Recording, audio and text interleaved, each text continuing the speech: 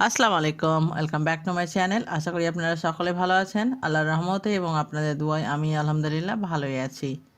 আজকের রেসিপিতে থাকবে চিকেন পপকর্ন। বন্ধুরা, আমরা এটা বাড়িতে সকলেই পছন্দ করি, বাচ্চা থেকে বয়সের সবাইকেই খেতে ভালো লাগে এবং আমরা এটা সাধারণত কিন্তু কোনো রেস্টুরেন্ট বা কেএফসিতে গিয়ে খেয়ে থাকি। তবে আমি আপনাদের কাছে আজকে সহজভাবে এই রেসিপিটাকে দেখানোর চেষ্টা করেছি এবং এটা তৈরি করতে খুব সামান্য উপকরণ লাগবে। তাহলে চলুন দেখা যাক। এখানে আমি নিয়েছি চিকেনের ব্রেস্ট পিস, মানে শুধু মাংসটা। তো এটাকে আমি ছোট ছোট কিউব আকারে কেটে নিয়েছি। এবার আমি এটাকে আগে থেকে ধুয়ে নিয়েছিলাম, ভালোভাবে ম্যারিনেশন করে নিব। তার জন্য দিয়ে দিলাম গোলমরিচ গুঁড়ো, স্বাদ মতো লবণ, এক টুকরো লেবুর রস।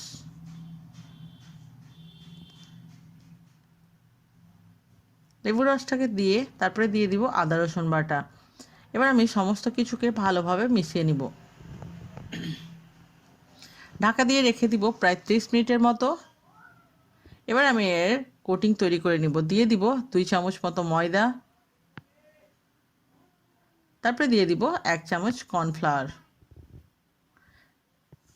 তারপরে দিয়ে দিব আমি এখানে অরিগানো।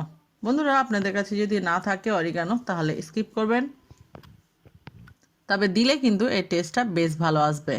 দিয়ে দিব গোলমরিচ গুঁড়ো অর্ধেক চামচের মতো, তারপরে কালারের জন্য কাশ্মীরি লঙ্কার গুঁড়ো। এবার আমি সমস্ত কিছুকে ভালোভাবে মিশিয়ে নিব।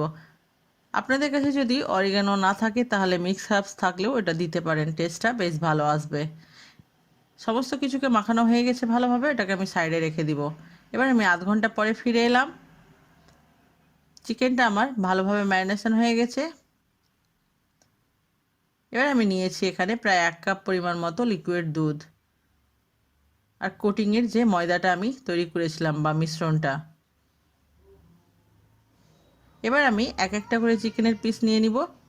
আগে আমি ভালোভাবে এটাকে মিশিয়ে নিব আবারও।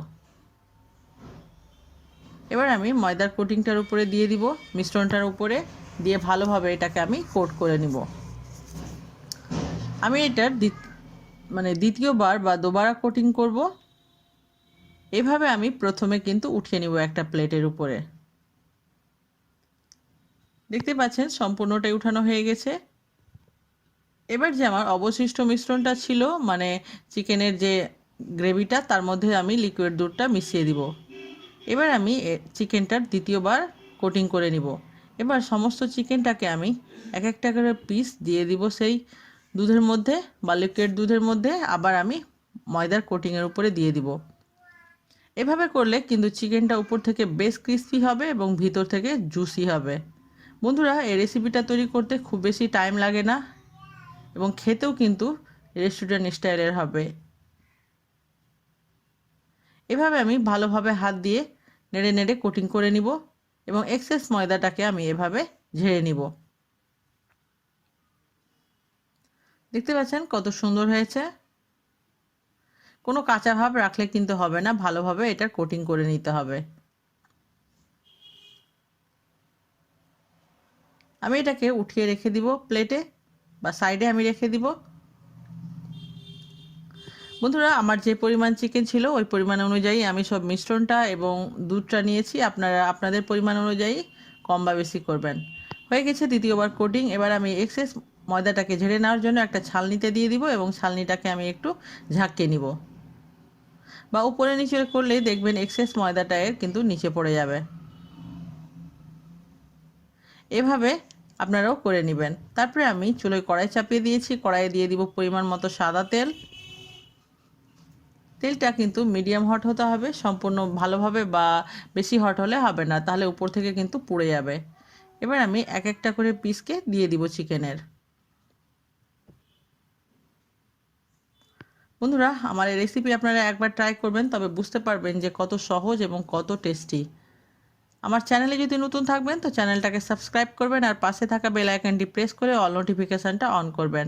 আমি এক পিঠকে রেখে দিব প্রায় 1.5 মিনিটের মতো। চুলোর আঁচটাকে মিডিয়াম রেখে আবার আমি অপর পিঠটাকে উল্টিয়ে দিব। অপর পিঠটাকেও আমি 1.5 মিনিট রেখে দিব এবং হালকা যখন গোল্ডেন ব্রাউন কালার হয়ে যাবে তখন আমি চুলোর আঁচটাকে হাই করে এটাকে ভালোভাবে আমি গোল্ডেন ব্রাউন করে নিব। বন্ধুরা, আমার রেসিপি যদি আপনাদের কাছে ভালো লাগবে তবে অবশ্যই লাইক করবেন এবং শেয়ার করবেন।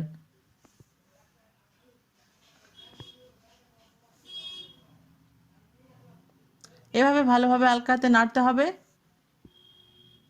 হয়ে গেছে পুরোপুরিভাবে গোল্ডেন ব্রাউন। এগুলোকে আমি একটা ছালনিতে উঠিয়ে নিব যেন এক্সেস তেলটা নিচে ঝরে যায়। কত সহজে দেখতেই পাচ্ছেন হয়ে গেল তৈরি করা। বন্ধুরা, আমার এই রেসিপি আপনাদের কাছে কেমন লাগলো অবশ্যই আমাকে কমেন্ট করে জানাবেন। আর দেখতে পাচ্ছেন উপর থেকে কত ক্রিস্পি হয়েছে এবং খেতেও কিন্তু অতি সুস্বাদু হয়েছে। আপনারা যে কোনো সসের সঙ্গে এটা এনজয় করবেন। এই স্ন্যাক্সটা কিন্তু বিকেলের নাস্তায় বেশ খেতে ভালো লাগবে। আপনারা গেস্টকে তৈরি করে দিবেন, দেখবেন খুব মজা করে সবাই খাবে। ভালো খান, সুস্থ থাকুন, আপনাদের দোয়ায় আমাকে মনে রাখতে ভুলবেন না। একবার হলেও আমার এই রেসিপিটাকে আপনারা ট্রাই করবেন। আর আমার সঙ্গে অতক্ষণ থাকার জন্য অসংখ্য ধন্যবাদ। আবারও দেখা হবে নতুন কোনো একটা রেসিপির সঙ্গে। আল্লাহ হাফেজ।